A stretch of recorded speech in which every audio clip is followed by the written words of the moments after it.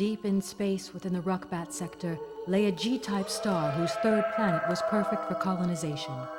Man named it Pern and launched 3 immense colony ships that scythed across the vast reaches of space. After abandoning their craft in orbit, they settled on the planet below. As their new lives flourished on Pern, a new enemy approached. Every 200 years, the red star passed close to Pern. Deep within the tail of this comet, life existed. A single-minded parasite known as Thread. An enemy without conscience or feeling, whose only instinct was to destroy and devour the food-rich hunting grounds of Pern so it could survive. There was no escape from its appalling attacks. As the Thread hit the ground, it destroyed all organic life it touched. The colony was ravaged and was forced to take shelter in the mountains to the north as Thread laid waste to their equipment, destroyed their technology, and brought them to breaking point. With hope evaporating and on the verge of extinction, they turned to an indigenous form of life to save them. By genetically modifying fire lizards and utilizing their effective defense system, they created a new race of vast dragons. Named after the Earth legends they resembled, the fire-breathing reptiles took to flight to sear Thread from the sky. When the battle was over, the settlers returned to the simpler life. With the passing of time came the fading of memories. As time passed, they forgot about their home, about the machines that forged the land in which they lived, and eventually about the spacecraft floating in orbit. And now when Thread falls, the air is filled with the cry of dragon song, as the Dragonriders fly in formation again.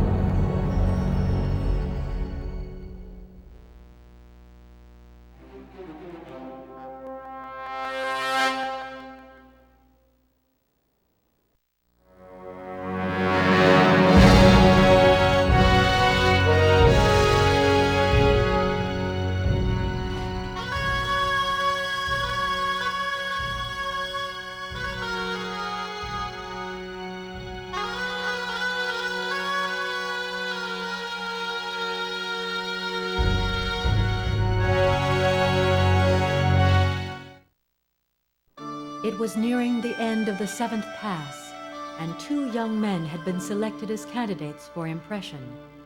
As the crowds gathered at the hatching grounds, the candidates prepared themselves for the ceremony to begin. The 2 could not have been more different.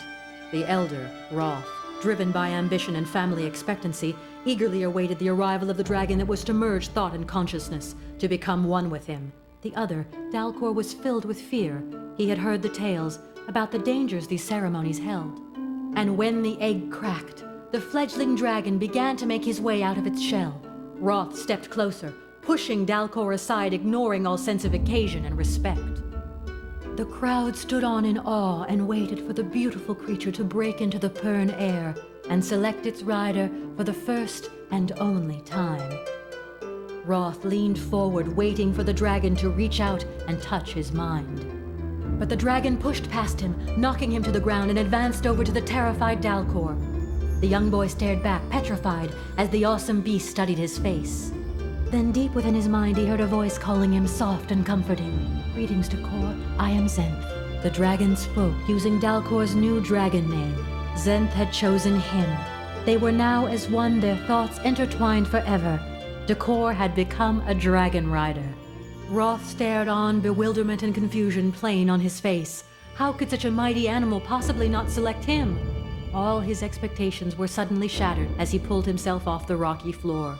As Dalcor bonded with his new soulmate, Roth looked up to see his father turn his back, devastated by his son's failure, abandoning him to wallow in his own dishonor. Roth cried out to his father, but his cries fell on deaf ears. They had gone. Disgraced by his family, Roth was sent to Healer Hall in a bid to salvage his career, whilst the timid Dalcor grew strong and followed his destiny to the skies, with Zenth at his side forever.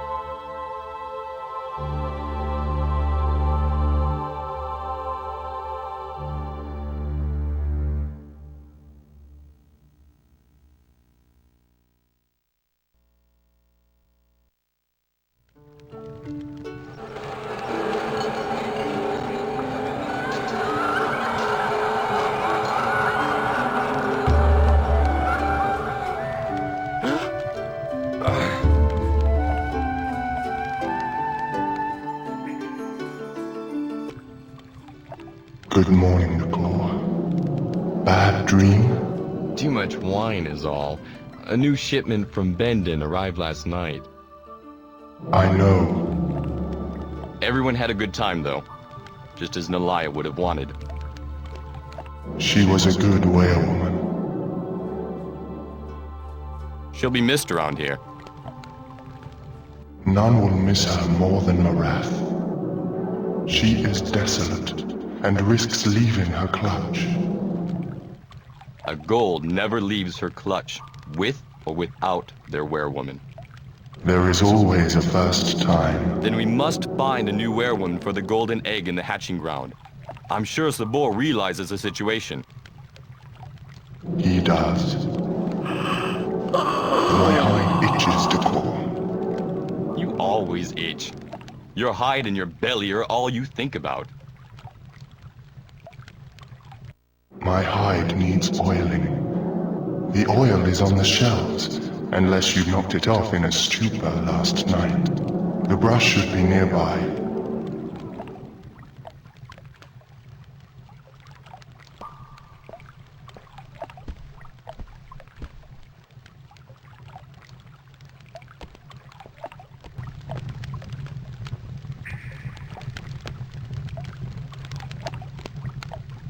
Would you like me to tell you how to use items in your inventory?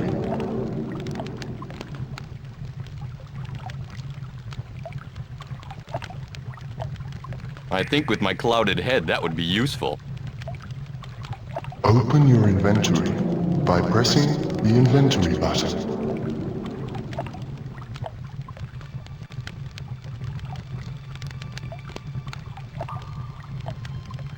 Now select the oil. Your inventory will close when you do, and the item will appear in your pocket on the main screen.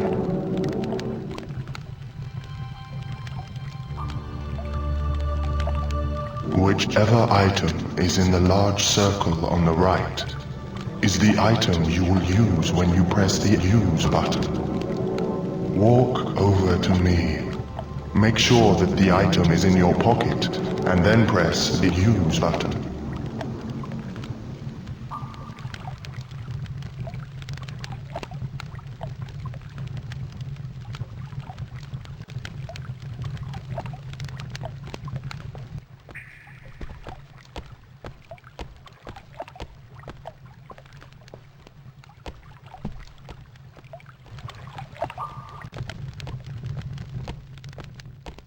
Whichever item is in the large circle on the right is the item you will use when you press the Use button.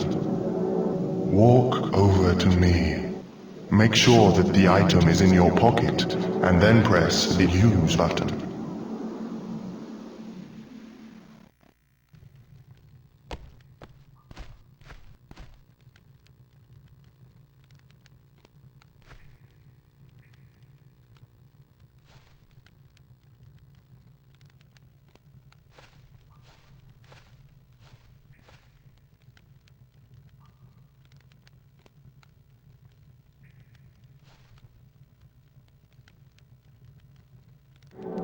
Now follow the same procedure with the brush.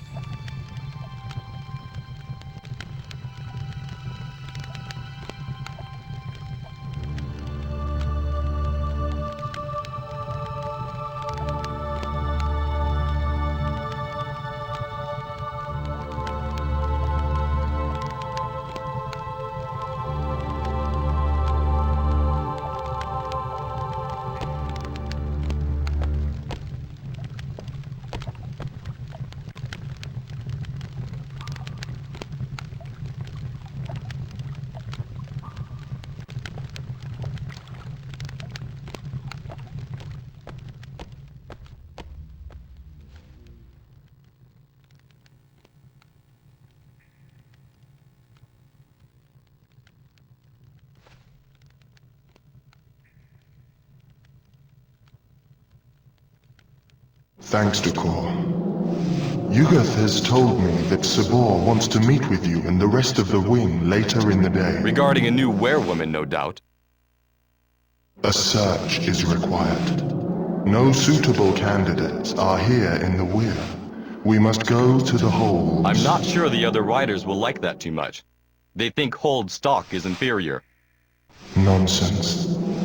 It is what is on the inside that is important to us, not where they come from.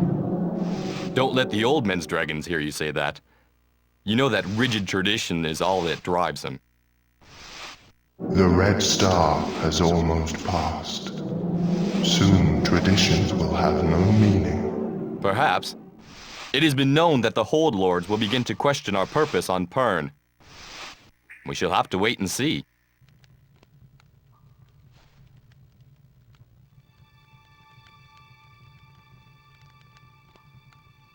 Yes, Decor?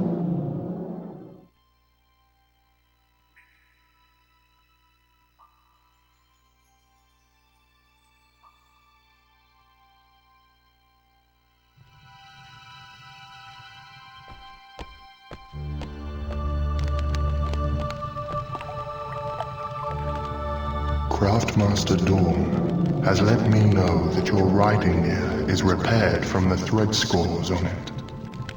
You can pick it up whenever you like. And do something about your sore head. It's setting me on edge. Thanks, Zen. I will.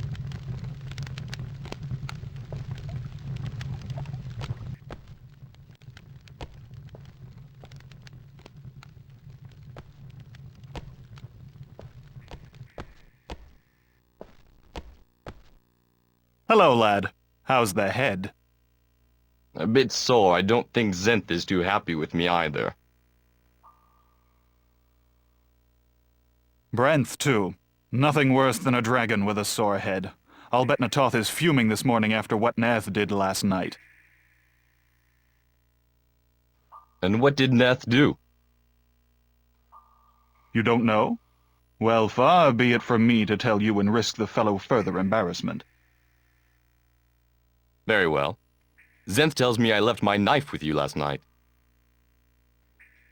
I took it from you after you decided to scribe your name in one of the gaming tables. That bend in wine was to blame. I hardly ever drink it. I'd better show you how to use that knife in the way it's intended.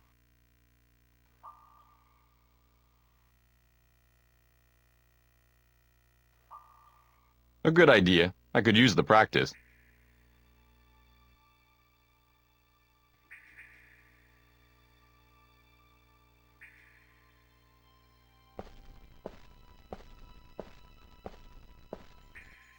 Right, lad.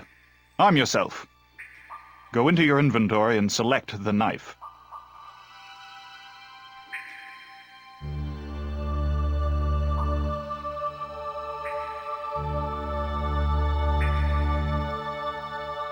Right.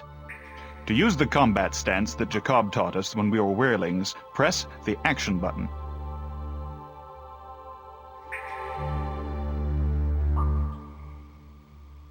Good. You've kept your form, I see. Whilst holding the action button, you can circle around your enemy by pressing left or right. Give it a try.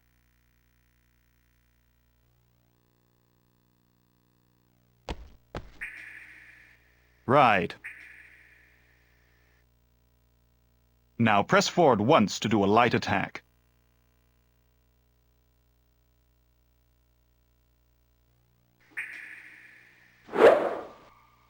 Easy, lad. You nearly ripped my shirt.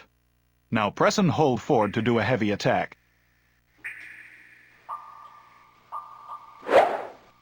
Excellent. Bear in mind, though, that a heavy attack takes longer, and you'll be vulnerable for a moment.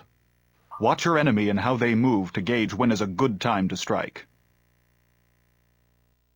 Now try defending. Press down to defend at any time.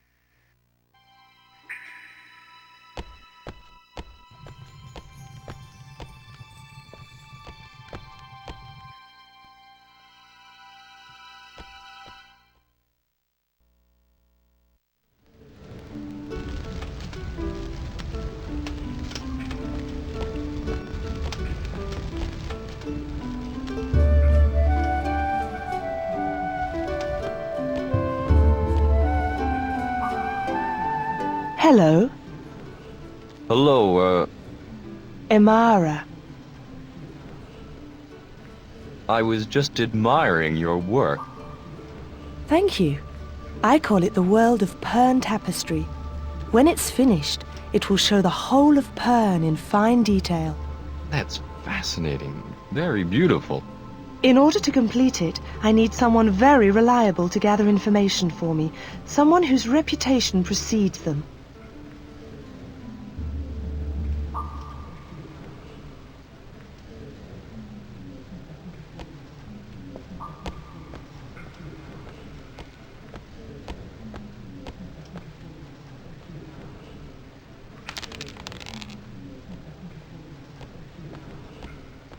Here to lose money to this gambling fool? Aye, and a share of my wits too, knowing the way he plays. Are you calling me a cheat? No, just a man who's unreasonably lucky with dice. Well, I shall leave you to it. I'll see you at Sabor's meeting later on. I suppose, although I think the more traditional among us will not like what he has to say.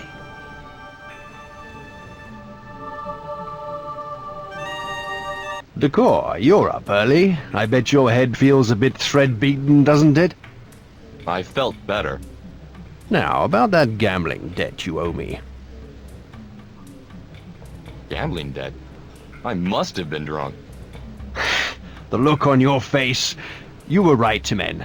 That was a good prank. You have no debt, lad. Least not with me. You're sharply in here this morning. The dice were unfair last night. I need to cover my losses, and Timon here offered to play a few rounds with me. And we nearly lost our table too when you decided to carve your name in it. Until Catan stayed your hand. My apologies. Well, I shall leave you men to it. Clear skies and fair weather, Decor.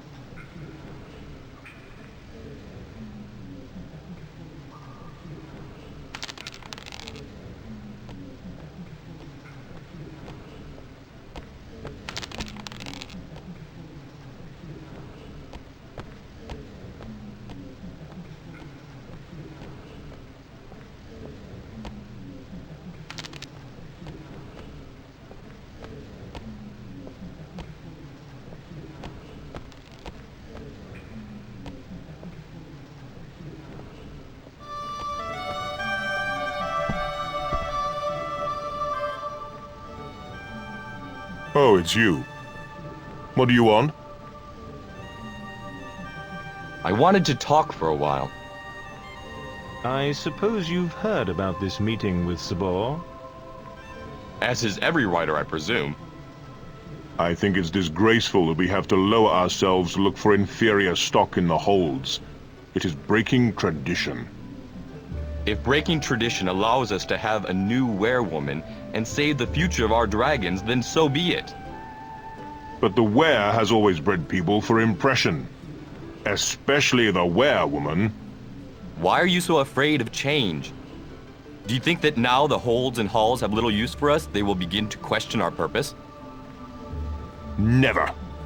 The Dragonriders are the only reason their homes have not been razed to the ground and their flesh seared